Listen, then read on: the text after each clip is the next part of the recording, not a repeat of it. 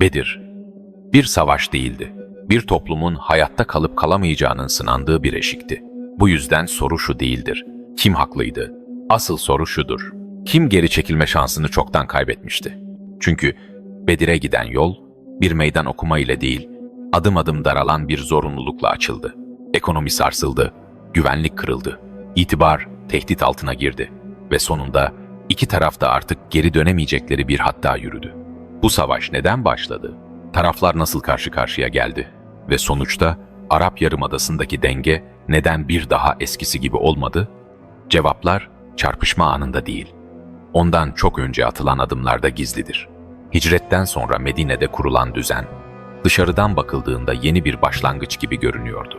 Fakat bu başlangıç ağır bir bedelle gelmişti. Mekke'den ayrılan Müslümanlar yalnızca bir şehirden değil, mallarından, evlerinden, ticaret ağlarından ve yılların emeğinden kopmuştu. Geride bırakılan her dükkan, her ev, her bağ, Kureyş tarafından ya el konulan ya da paylaşım konusu yapılan bir kazanca dönüşmüştü. Bu, sıradan bir göçün değil, büyük bir ekonomik kaybın sonucuydu. Medine'ye gelen muhacirler yeni bir hayat kurmaya çalışıyordu. Ancak bu, sıfırdan başlamak anlamına geliyordu. Üretim yoktu, ticaret ağı yoktu. Dışarıdan gelecek bir tehdide karşı henüz yerleşmiş bir savunma düzeni de yoktu. Üstelik Mekke tarafında hiçbir şey bitmemişti. Kureyş, hicreti bir son değil, daha büyük bir tehdit olarak görüyordu. Çünkü artık karşılarında Mekke içinde kontrol edilebilen küçük bir grup yoktu. Artık siyasi kimliği olan, şehirleşmiş ve ittifak kurabilen yeni bir merkez oluşmuştu. Medine sadece bir yerleşim alanı değil, alternatif bir düzen ihtimaliydi. Bu durum, Kureyş için 3 temel riski aynı anda barındırıyordu. Birincisi, ekonomi. Şam ticaret yolu, Mekke'nin can damarıydı. Bu yolun güvenliği, yalnızca kervanların değil, Kureyş'in bölgedeki itibarının da teminatıydı. Medine'nin bu hatta yakınlığı, potansiyel bir baskı noktası oluşturuyordu. İkincisi, güvenlik. Medine'de kurulan düzen, zamanla Arap kabileleri için bir çekim merkezi haline gelebilirdi. Bu, Kureyş'in merkez güç konumunu sarsma riski taşıyordu. Üçüncüsü ise itibar. Arap Yarımadası'nda güç, yalnızca kılıçla değil, algıyla korunurdu. Mekke'den çıkan bir grubun bağımsız bir düzen kurması, Kureyş'in caydırıcılığını sorgulatıyordu. Bu nedenle baskı bitmedi, sadece şekil değiştirdi. Medine tarafında ise savunma refleksi giderek güçleniyordu. Şehir, farklı kabilelerin ve inanç gruplarının hassas dengesi üzerine kuruluydu. Her dış tehdit, içerideki kırılgan yapıyı da riske atıyordu. Bu yüzden mesele, savaş istemek değildi. Mesele, saldırıya açık kalmamak ve caydırıcılığı korumaktı. Çatışma, tek bir sebebe dayanmadı. Ekonomi, güvenlik ve itibar aynı anda gerildi. Ve bu üçlü baskı, her iki tarafı da geri dönülmez bir yola soktu. Bedir'e giden süreç, işte bu zeminde başladı. Henüz kılıçlar çekilmemişti ama kararlar çoktan alınmaya başlamıştı. Şam'dan Mekke'ye doğru yola çıkan kervan, sıradan bir ticaret kafilesi değildi. Bu, Kureyş'in ekonomik omurgasını taşıyan ana damarlarından biriydi. İçinde Mekke'nin ileri gelenlerinin sermayeleri vardı. Yıllık kazançlar, borçlar, ortaklıklar ve itibar bu kervana yüklenmişti. Kervanın güvenliği yalnızca malların değil, Mekke'nin dokunulmazlık algısının da garantisiydi. Kervanın başında Ebu Süfyan bulunuyordu. Deneyimliydi. Ticaret yollarını, kabile dengelerini ve riskleri iyi biliyordu. Medine hattının artık eski Medine olmadığının da farkındaydı. Bu yüzden yolculuk boyunca tetikteydi. Medine tarafında ise mesele bir ganimet avı olarak görülmüyordu. Mekke'de bırakılan mallar, el konulan evler ve dağıtılan sermaye hala tazeydi. Kervan, bu kaybın somut bir karşılığıydı. Ortada bir fetih planı yoktu. Bir şehir ele geçirme niyeti yoktu. Söz konusu olan, gasp edilen ekonomik gücün telafi edilmesi ve Mekke'nin baskı politikasına karşı caydırıcılık oluşturulmasıydı. Ancak bu niyet, savaşın kaçınılmaz olduğu anlamına gelmiyordu. Ebu Süfyan, Medine tarafındaki hareketliliği haber aldığında hızla karar verdi. Kervanın rotasını değiştirdi. Sahil hattına yöneldi. Aynı anda Mekke'ye bir haberci göndererek alarm verdi. Mesaj açıktı. Kervan tehlikede. Bu hamleyle birlikte gerilim yeni bir safhaya geçti. Artık mesele yalnızca kervan değildi. Mekke'nin vereceği tepki, Arap Yarımadası'nda herkesin izleyeceği bir sınav haline gelmişti. Mekke'de haber ulaştığında, mesele hızla ekonomik olmaktan çıktı, itibara dönüştü. Kureyş ileri gelenleri için şu soru öne çıktı: eğer şimdi karşılık vermezsek, yarın kim bizi ciddiye alır? Bu psikoloji, alınacak kararı belirledi. Kureyş, kervanı korumak bahanesiyle ordu çıkarmaya karar verdi. Bu, savunma refleksi gibi sunuldu. Fakat arka planında açık bir güç gösterisi vardı. Mekke hala burada denilmek isteniyordu. Toplanan güç, dönemin şartlarına göre büyüktü. Yaklaşık 900 ile 1000 kişi arasında bir kuvvet oluşturuldu. İçlerinde Mekke'nin savaş tecrübesi olan isimleri vardı. Komuta, tek bir merkezde toplanmamıştı. Ancak karar mekanizması Kureyş aristokrasisinin elindeydi. Bu ordu yalnızca kervanı değil, Mekke'nin onurunu da temsil ediyordu. Fakat burada kritik bir kırılma yaşandı. Ebu Süfyan, kervanı güvenli hatta çıkarmayı başardı. Mekke'ye yeni bir haber gönderildi. Kervan kurtuldu.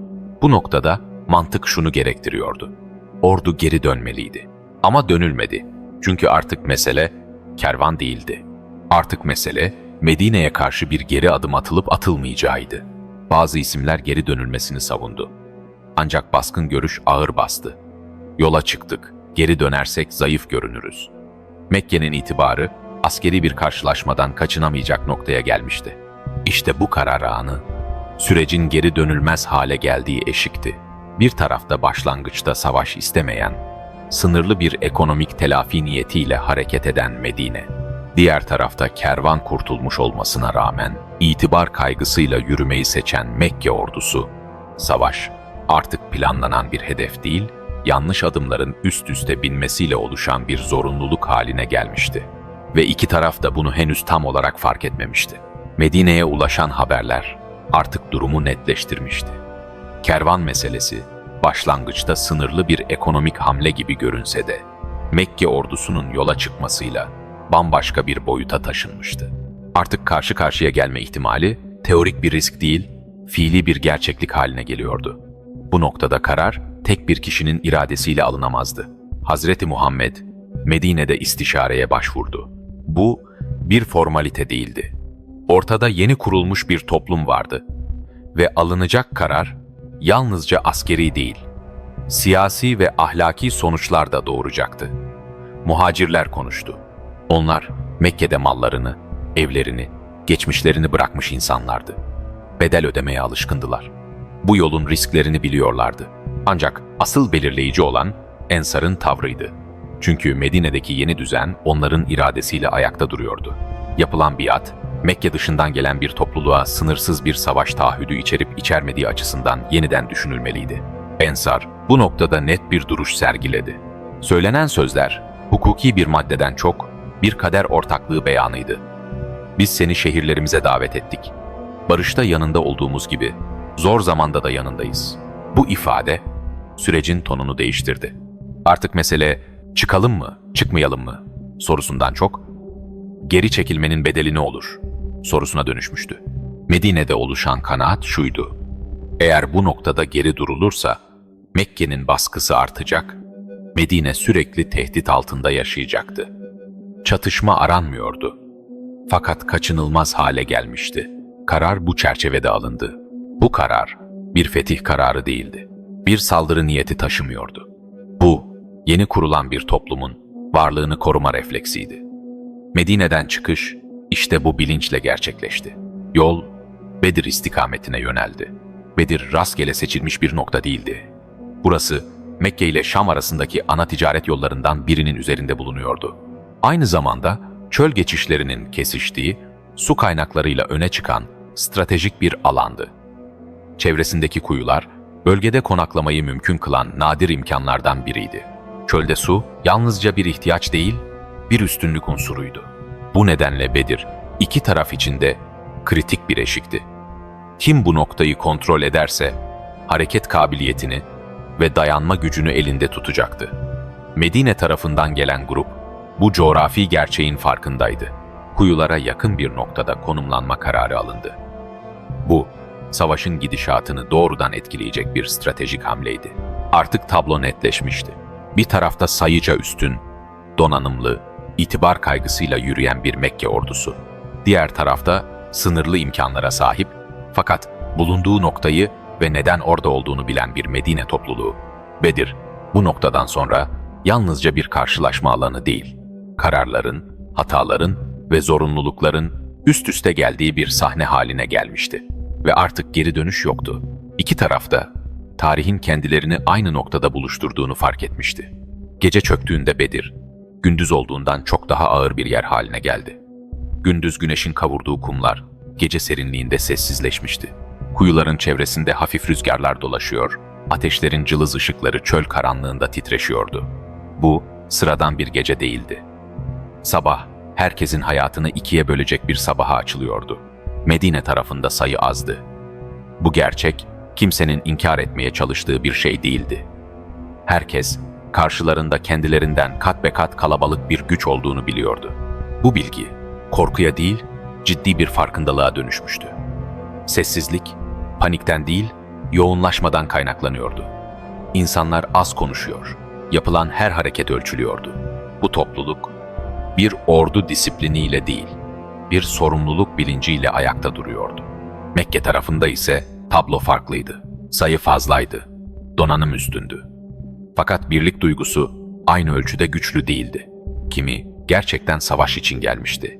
Kimi yalnızca geri dönmenin itibar kaybı olacağını düşündüğü için yürümüştü. Kimi ganimet umuyordu. Kimi yalnızca kabilesinin arkasında durmak zorunda hissediyordu kendini. Kalabalık vardı ama amaç tek değildi. Bu fark henüz kılıçlar çekilmeden hissediliyordu. Saflar düzenlendi. Medine tarafında diziliş sade ve netti. Herkes yerini biliyordu. Arada boşluk yoktu. Ama gereksiz sıkışıklık da yoktu. Disiplin, bağırarak değil, sessizlikle sağlanıyordu. Morali yükseltmek için uzun konuşmalar yapılmadı. Çünkü o noktada kimseye büyük sözler gerekmiyordu. Herkes neden orada olduğunu zaten biliyordu. O gece yapılan hazırlıklar, teknik olmaktan çok zihinseldi. Her insan, sabaha çıkıp çıkmayacağını bilmiyordu. Ama şunu biliyordu, geri çekilme ihtimali artık yoktu. Bedir'e gelinmişti ve sabah, bu yolun devamı olacaktı. Şafak söktüğünde sessizlik bozuldu. İlk temas, planlı bir kaos değildi. Önce bireysel karşılaşmalar yaşandı. Bu, Arap savaş geleneğinin bir parçasıydı. Taraflar, henüz genel çatışmaya girmeden önce güçlerini ve kararlılıklarını sınadı. Bu ilk anlar, savaşın tonunu belirleyen kritik dakikalardı. Bu karşılaşmalar kısa sürdü ama etkisi büyüktü. Ardından saflar hareketlendi. Artık çatışma bireysel olmaktan çıkmıştı. İki grup doğrudan karşı karşıya gelmişti. Bu noktada savaş, kaçınılmaz biçimde genel bir çarpışmaya dönüştü. Kumlar ayak sesleriyle karıştı, gürültü arttı. Ancak bu, kontrolsüz bir kargaşa değildi. Medine tarafında düzen bozulmadı. Sayının azlığı, burada bir dezavantaj olmaktan çok, hareket kabiliyetini artıran bir unsur haline geldi. Saflar çökmüyor, panik yayılmıyordu. Herkes yanındakiyle uyum içinde hareket ediyordu. Bu, nicelikle değil, disiplinle sağlanan bir dengedir. Mekke tarafında ise ilk dakikalardan itibaren beklenmeyen bir durum ortaya çıktı. Karşılarında dağılacak, korkup geri çekilecek bir grup yoktu. Bu, hesaplanan bir senaryo değildi. Sayı üstünlüğüne rağmen ilerleme beklenenden daha yavaş oldu. Bu durum psikolojik üstünlüğü sarsmaya başladı. Bu noktada geri dönüş yoktu. İki taraf da artık şunu anlamıştı. Bu karşılaşma yalnızca bir kervan meselesiyle açıklanamayacak kadar büyümüştü. Bedir'de olan şey bir anlık çatışma değil, yeni bir dengenin doğuşuydu. Ve bu denge tüm Arap Yarımadası'nın seyrini değiştirecekti. Bedir'de sonucu belirleyen şey tek bir an ya da tek bir sebep değildi. Bu savaş birçok unsurun aynı anda devreye girdiği karmaşık bir denklemle sonuçlandı. Bu yüzden Bedir'i anlamak için nasıl kazanıldı sorusunu tek başına değil, hangi şartlar bir araya geldi sorusuyla ele almak gerekir. İlk ve en somut faktör coğrafya ve su kontrolüydü. Bedir, sıradan bir çöl alanı değildi. Kuyuların bulunduğu dar bir geçiş noktasıydı. Medine tarafı, çatışma başlamadan önce Bu kuyulara yakın konumlanarak kritik bir avantaj elde etti. Bu sadece susuz bırakma meselesi değildi. Su, savaş öncesi moralin, savaş anında dayanıklılığın ve uzun vadede direncin temel unsuruydu. Karşı taraf, sayı üstünlüğüne rağmen bu lojistik avantajdan yoksun kaldı. Çöl şartlarında bu fark, saatler ilerledikçe daha belirgin hale geldi. İkinci faktör moral ve birlik duygusuydu. Medine tarafında savaşanlar, farklı kabilelerden gelmiş olsalar da tek bir amaç etrafında birleşmişti. Bu amaç, ganimet ya da itibar değildi. Hayatta kalmak, var olmak ve kurdukları düzeni korumaktı. Bu netlik, savaş anında dağılmayı engelledi. Kayıp verilse bile saflar çözülmedi. Çünkü herkes geri çekilmenin sadece kendisi için değil, arkasındaki topluluk için de yıkıcı sonuçlar doğuracağını biliyordu. Mekke tarafında ise moral, sayı üstünlüğüne rağmen kırılgandı. Çünkü savaşan herkes aynı gerekçeyle orada değildi. Kimi gerçekten çatışma istiyordu, kimi yalnızca geri dönmenin utanç getireceğini düşündüğü için ilerliyordu. Bu durum ilk beklenmedik dirençle karşılaşıldığında kararsızlığı büyüttü. Kalabalık olmak otomatik olarak dayanıklılık anlamına gelmedi. Üçüncü ve belki de en kritik unsur karar netliği ile niyet dağınıklığı arasındaki farktı. Medine tarafı Bedir'e gelirken tek bir kararla hareket etmişti. Kaçınılmaz bir karşılaşmaya hazırlanmak. Geri dönüş ihtimali masada yoktu. Bu, karar alma süreçlerini sadeleştirdi. Emir komuta zinciri netti. Sahada tereddüt edilmedi. Mekke tarafında ise savaşın kendisi bile tartışmalıydı. Kervan kurtulmuştu. Buna rağmen yürüyüş devam etmişti. Bu durum, çatışma başladığında bile zihinlerde bir soru işareti bırakıyordu. Gerçekten burada olmamız gerekiyor mu? Savaşta bu tür soruların cevabı yoktur. Tereddüt, zincirleme şekilde yayılır. Dördüncü faktör, liderlik ve disiplin farkıydı. Medine tarafında liderlik, bağırarak değil, düzenle ve örnekle sağlanıyordu. Emirler netti, müdahaleler yerindeydi. Panik anlarında kontrol kaybedilmedi. Bu, sayıca az bir gücün en önemli avantajıdır. Çünkü küçük birlikler doğru yönetildiğinde esnek ve etkili hareket edebilir. Bu noktada manevi motivasyon da devreye girer. Ancak bu, stratejiyi gölgeleyen bir unsur olarak değil, onu tamamlayan bir faktör olarak görülmelidir. İnanç, burada kör bir coşkuya değil, dayanıklılığa dönüşmüştü. Bu da savaşın kritik anlarında geri çekilmek yerine tutunmayı mümkün kıldı. Bedir'in kazanılması tek bir mucize anlatısıyla açıklanamaz. Ama şu da inkar edilemez. Bu dört faktör aynı anda ve uyum içinde çalışmıştır. Coğrafya, disiplin, karar netliği ve moral. Bunlardan biri eksik olsaydı, sonuç çok farklı olabilirdi. Savaş sona erdiğinde Bedir sadece bir çatışma alanı değildi. Artık Arap Yarımadası'nın siyasi haritasını değiştirmiş bir eşikti. Kayıplar açısından bakıldığında, Mekke tarafı beklemediği ölçüde ağır bir darbe almıştı. Sayısal üstünlüğe rağmen verilen kayıplar, yalnızca insan gücü kaybı değil, prestij kaybı anlamına geliyordu. Medine tarafında da kayıplar vardı. Ancak savaşın sonucu düşünüldüğünde, bu bedel, varoluşsal bir kazanımla dengelenmişti. Esir meselesi, Bedir'in belki de en dikkat çekici sonuçlarından biriydi. Savaş sonrası ele geçirilen esirler konusunda dönemin alışılmış uygulamaları birebir takip edilmedi. Esirler, sistematik bir intikam anlayışıyla değil, farklı seçeneklerle ele alındı. Fidye karşılığı serbest bırakılanlar oldu. Okuma yazma bilen bazı esirlerin, Medineli çocuklara eğitim vermesi karşılığında özgür bırakılması gibi uygulamalar, savaşın yalnızca askeri değil, toplumsal bir dönüşüm boyutu taşıdığını gösteriyordu. Bu yaklaşım, Medine'de kurulmak istenen düzenin niteliği hakkında da önemli ipuçları verdi. Mekke açısından Bedir, bir itibar kırılmasıydı.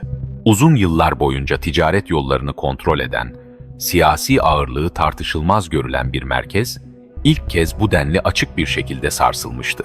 Bu, yalnızca askeri bir yenilgi değil, yenilmezlik algısının çöküşüydü. Kureyş, artık karşısında dağınık bir grup değil, organize bir toplum olduğunu kabul etmek zorundaydı. Medine açısından ise Bedir, siyasi bir meşruiyet eşiğiydi. Bu zaferle birlikte Medine, savunmasız bir sığınak olmaktan çıktı. Artık bölgesel dengelerde hesaba katılması gereken bir merkez haline geldi. Kabileler, Medine'yi sadece dini bir topluluk olarak değil, askeri ve siyasi bir aktör olarak da değerlendirmeye başladı. Bu durum, sonraki yıllarda kurulacak ittifakların ve yaşanacak çatışmaların zeminini oluşturdu. Bedir, savaşın ötesinde bir sonuç doğurmuştu. Artık hiçbir şey eski haline dönmeyecekti. Ne Mekke, ne Medine, ne de Arap Yarımadası'ndaki güç dengeleri. Bu savaş bir başlangıçtı. Ama bu başlangıç, kanlı bir fetih çağrısından çok, yeni bir düzenin zorunlu doğuşunu simgeliyordu. Ve tarih, bu noktadan sonra daha sert, daha açık ve daha kaçınılmaz bir çizgide ilerlemeye başlayacaktı. Bedir'den sonra Arap Yarımadası'nda değişen şey yalnızca bir savaşın sonucu değildi. Değişen şey herkesin geleceğe bakış biçimiydi. Çünkü Bedir, geçici bir ayaklanmanın bastırılması ya da küçük bir grubun tesadüfi bir başarısı olarak görülecek bir olay değildi. Bu savaş, dengelerin artık eski haline dönmeyeceğini açıkça ilan etmişti. Arap toplumunda güç, sadece sayı ya da silah üstünlüğüyle ölçülmezdi. Güç, aynı zamanda istikrar, kararlılık ve sonuç üretme kapasitesi demekti. Bedir, Medine merkezli bu yeni yapının yalnızca inanç üzerinden değil, fiili olarak da ayakta kalabildiğini göstermişti.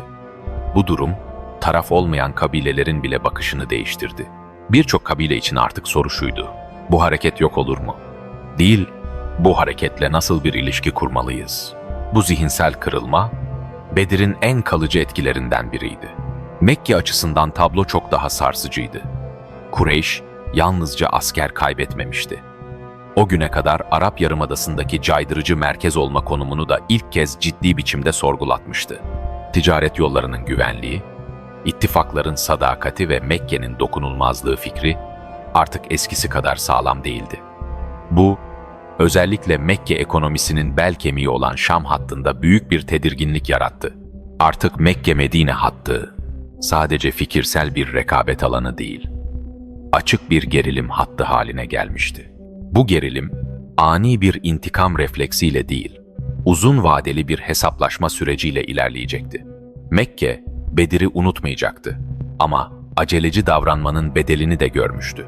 Bundan sonra atılacak her adım daha planlı, daha sert ve daha kapsamlı olacaktı. Bu da Arap Yarımadası'nı kısa süreli çatışmalardan ziyade süreklilik gösteren bir güç mücadelesi dönemine soktu. Medine cephesinde ise Bedir rehavet üretmedi. Aksine yeni bir sorumluluk duygusu doğurdu. Çünkü artık savunulan şey yalnızca bir inanç değil, kurulan bir düzendi. Hukuku olan, sınırları olan, yükümlülükleri olan bir toplum. Bedir'den sonra Medine, kendisini sadece korumakla yetinemezdi. Çevresini de hesaba katmak zorundaydı. Bu dönemde dikkat çeken bir başka değişim, İslam'a yaklaşım biçiminde görüldü. Daha önce alay eden ya da görmezden gelen bazı gruplar artık daha temkinli bir dil kullanmaya başladı. Açıkça karşı çıkmak yerine beklemeyi, gözlemlemeyi tercih ettiler. Bu, sessiz bir kabulleniş değildi. Ama inkarın da sürdürülemediğinin göstergesiydi. Bedir, Arap Yarımadası'nda şu mesajı net biçimde vermişti: bu hareket artık yok sayılarak durdurulamazdı. Bu noktadan sonra yaşanacak olanlar, tek tek olaylardan ziyade bir zincirin halkaları gibi ilerleyecekti. Her yeni gelişme, Bedir'de başlayan denge değişiminin doğal devamı olacaktı. Savaşlar, anlaşmalar, ihlaller, ittifaklar, hepsi aynı sürecin parçalarıydı. Bedir, bittiğinde geride bir meydan bıraktı. Ama asıl bıraktığı şey, geri dönülmez bir izdi. Bu savaş, bir halkın ilk kez, "biz buradayız" dediği andı. Ne fetih iddiasıyla, ne yayılma hırsıyla, sadece var olma kararlılığıyla. Bedir, bu yüzden bir zafer hikayesinden çok, bir eşik anı olarak hatırlanmalıdır. Çünkü Bedir'le birlikte artık hiçbir taraf eski konumunda değildi. Ne Mekke eskisi gibi güçlüydü, ne Medine eskisi gibi savunmasızdı, ne de Arap Yarımadası bu iki merkez arasındaki gerilimi görmezden gelebilecek kadar sakindi. Bu yüzden Bedir bir son değildi.